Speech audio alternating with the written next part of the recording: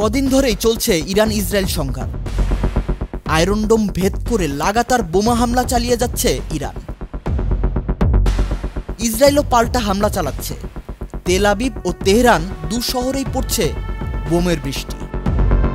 Tehran থেকে সম্প্রতি সাধারণ জনগণকে সরিয়ে নেওয়া হচ্ছে। ইরানে প্রায় 10,000 ভারতীয় রয়েছেন, তাদেরকেও সরিয়ে নিতে শুরু করেছে ভারত।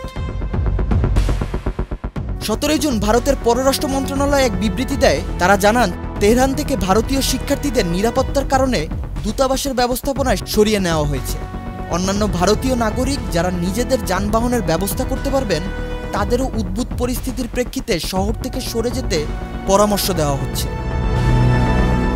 পররাষ্ট্র মন্ত্রণালয় আরও জানায়, কিছু ভারতীয়কে আর্মেনিয়ার সীমান্ত দিয়ে ইরান থেকে সরিয়ে দেওয়ার ব্যবস্থা করেছে দূতাবাস। ইরানের উরমিয়া শহর থেকে 110 জন ভারতীয় শিক্ষার্থী আর্মেনিয়ার সীমান্তে পৌঁছেছে। ইরানের আকাশসীমা আগে থেকেই বন্ধ রয়েছে, তাই সেখান থেকে বিমানে করে ভারতীয়দের সরিয়ে আনা সম্ভব হবে না। সেজন্য আজারবাইজান, তুর্কমেনিস্তান আর আর্মেনিয়ার মতো ইরানের সীমান্তবর্তী অন্যান্য দেশে নিয়ে গিয়ে সেখান থেকে বিমানযোগে দেশে নিয়ে আসা হবে ওই ভারতীয়দের। এছাড়া প্রায় 600 ভারতীয় শিক্ষার্থীকে তেহরান থেকে সরিয়ে নিয়ে কুমে নিয়ে যাওয়া হয়েছে।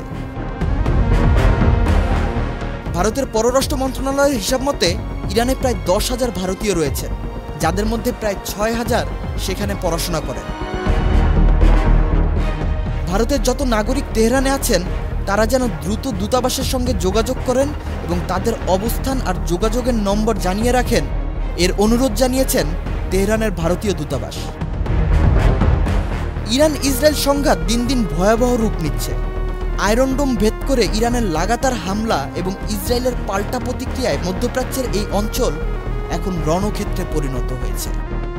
আওয়াজ বিডি, নিউজ ডেস্ক।